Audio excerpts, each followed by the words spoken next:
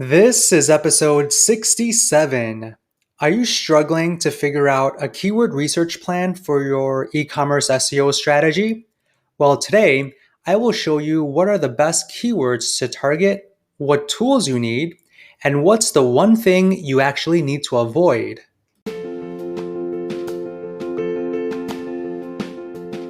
Welcome to the Calm Marketer Podcast. My name is Kenneth Fong, a digital marketer on a mission to help businesses thrive. I'll bring you on my marketing journey where you'll get to learn from my experiences as an INFP navigating an extroverted world and get actionable marketing tips for your business. Thanks for spending some time with me today. Now let's begin. So when it comes to building out an e-commerce SEO strategy, keyword research is the first thing that you must do in terms of strategy-wise. Before keyword research, I highly recommend completing a website audit. And from there, you can start with your keyword research.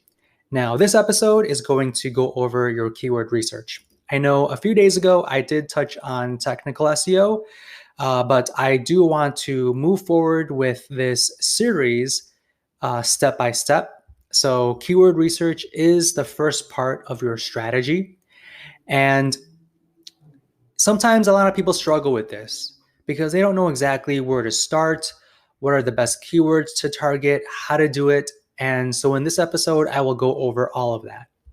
So I like to break it down into, I guess, like four things. So the four things that your e-commerce keywords must have. So the first thing that you need to keep in mind is search volume. Now, this can be pretty tricky depending on what niche you are in. Some niches have high search volume within the thousands or multi-thousand search per month, while other niches are within the low 100s or 50 or even zero, right? So understand that depending on what niche you are in, the search volume will drastically change. And that leads to my second point when you do your keyword research is the intent of the keywords. So there are 4 phases of intent, or you can even think of it as the sales funnel, right? So when people shop online or in general, they kind of funnel through a sales funnel. And in each part of the funnel, there's a specific intent attached to it.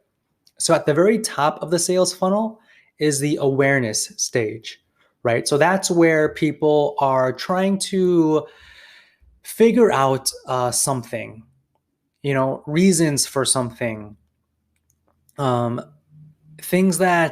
content that is a lot more general and is trying to help people understand a particular solution to a problem, right? And as they go down the funnel, they go into the interest phase. And this is where people are typing in like how-to keywords, ways, tutorials, guides, and below that is the evaluation. So this is where they know the products. Now they are evaluating the products. So they are comparing things, they're looking for prices, for reviews. And then at the bottom, very end of the funnel is the purchase keywords. So this is where they are ready to purchase. They have their credit card in hand and they are going to buy. And usually people are typing in like discounts, free shipping, buy now, coupons, deals, right? So your searches need to have keywords that hit on all of these 4 stages of the buyer's journey, right? From the very top of the funnel where the awareness keywords are, down towards the bottom where the evaluation and purchase keywords are. And when it comes to search volume, people always say high search volume are the best keywords you should be targeting, when in fact, it really depends because you want to target keywords that have that evaluation and purchase stage, right? So even if the evaluation and purchase stage keywords have very low volume, I think those are still really good keywords to target because if you target those handful of people, those people are willing to buy.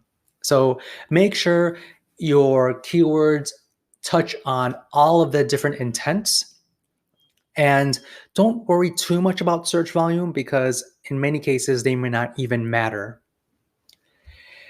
Now, the next thing that you need to have when you do your keyword research is relevance.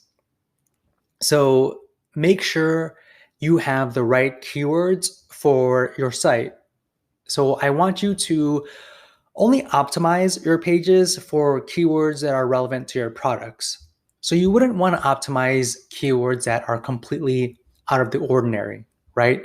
So if, for example, you are an online store that sells desks and tables, you wouldn't want to target lampshades or lamp tables or table lamps, right? You wouldn't want to target table lamps when you only sell tables. So make sure your keywords are relevant. And you also want to make sure that it's the keywords that you have help fit the intent of the buyer. So make sure they are relevant and are not completely out of the ordinary. And the fourth thing that you need to be aware of is the competition. So, it's can be pretty tricky if you have a website in a niche that a lot of the big players are ranking for, like Walmart, Amazon, Best Buy, eBay, right? So look at the competition that you have and see whether or not you should be targeting those specific keywords or if you should be focusing on more of a longer tail keywords, right? So if you are an online shop that sells tables and desks, maybe you shouldn't target the keyword best tables or best desks. Maybe you should go a little bit more longer tail. Maybe you can you can target a keyword like best wooden office desks for a small office, or best glass top desks, or something a little bit longer tail that you can have the opportunity to rank on the first page for. All right, so make sure you follow these 4 things when you do your keyword research. That will give you a much more clearer strategy in terms of what you need to do. Now, how do you find keywords? So I use 2 tools. For our clients, we use SEMrush and Ahrefs. SEMrush and Ahrefs are excellent tools that you can use to complete your keyword research. I personally like SEMrush because of the way their UI UX is laid out. It's very easy to sift through different keywords, look at certain things that are common amongst keywords, look at the search volume, the competition, and things like that. So take a look at those tools, particularly SEMrush. That one is a really good one. And overall, in conclusion, you want to make sure that you do keyword research when you build out an e-commerce SEO strategy, because with keyword research, that's where you'll find the best keyword opportunities. And with keyword research, that's where you'll be able to be visible in the search engines, right? Because you're targeting the keywords that our people are searching for. And you also want to serve the right people. You want to target the right people, not the people who are not interested in buying, right? So I also want to close out, I want to make sure you are aware of one thing that can be very common for e-commerce site owners, and that is keyword stuffing. Now, what is keyword stuffing? Keyword stuffing is basically stuffing, quote unquote, stuffing or adding the same keyword multiple times on your page in a large amount. So look at your competition and count how many times they are using a keyword. If it's maybe 3 times, then try to shoot for 3. Don't go for 10, 15, or 20 times. Because if Google notices that you are repeating the same keyword over and over again, well, for one, it's not useful for your users, right? Your users don't like rereading that same keyword. It just doesn't read well. And Google doesn't like it as well. And you could even get penalized by Google for keyword stuffing. So be careful and pick your keywords very, very carefully. So when you do keyword research and you have a list, it doesn't mean you need to put every single keyword on that page. Google knows, what your page is about, and it's your job to write content that fits those particular keywords and not to stuff the keywords multiple times. That's the thing that you must avoid when you do your keyword research and you start building out the content.